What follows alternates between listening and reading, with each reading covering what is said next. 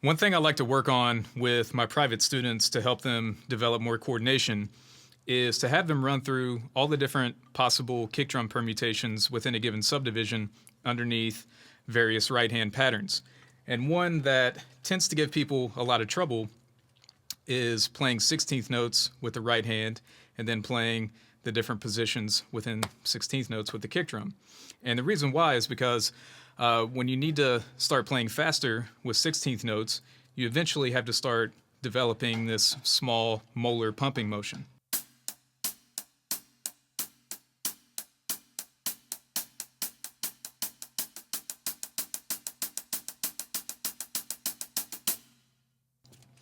So that can be difficult enough if that's new for you, but then adding kick drums underneath that makes it even more tricky, especially on the E's and the U's, because at that point you have to play a unison between the kick drum and the unaccented note of that pumping motion.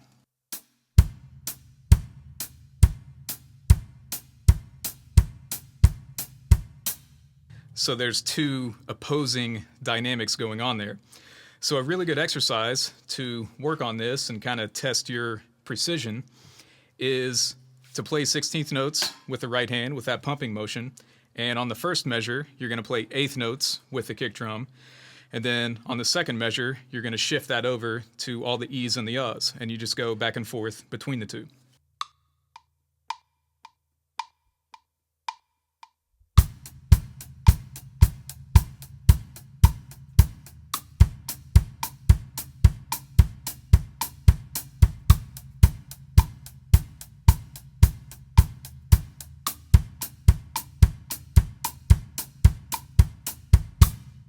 Now, what you want to focus on there is making sure that you're playing everything as precise as possible. There's no flamming going on. Whenever the kick and the hi-hat hits together, they hit exactly together.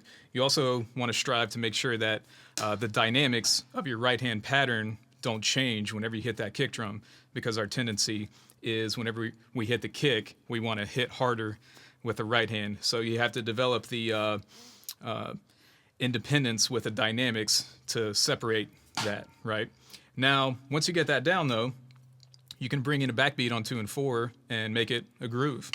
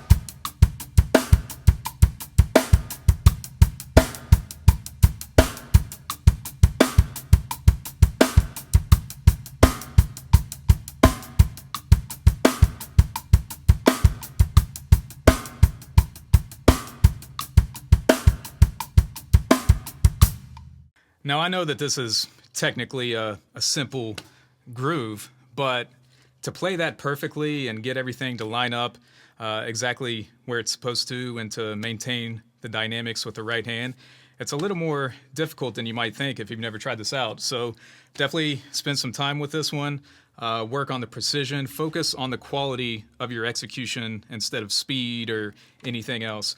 And record yourself and listen back to it so you can hear objectively like how accurate you are. Now, if you wanted to take this another step further, you could do the same exact thing, but with a halftime shuffle. And with the halftime shuffle, the hand pattern is this.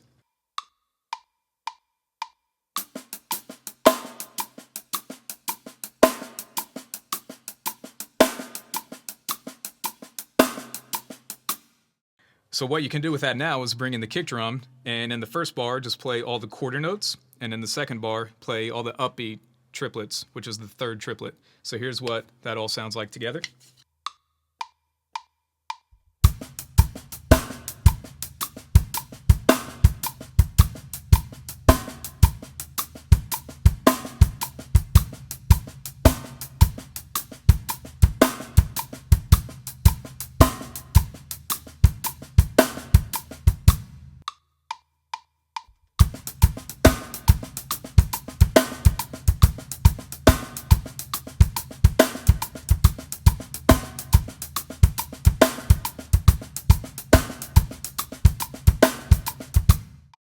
So that's another really good groove to test your kick precision.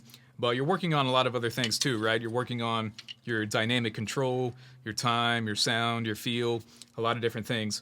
But that gives you 2 different grooves to work on. So spend some time with these, really focus on the quality of your execution, trying to be as precise as possible. And if you can record yourself and listen back to it, that'll definitely give you a much more objective reference for how accurate you really are. But that's going to do it for this one. If you want to see more of my in-depth courses, just head over to abbdrums.com. But other than that, thanks for watching, and I'll see you in the next one. Take care.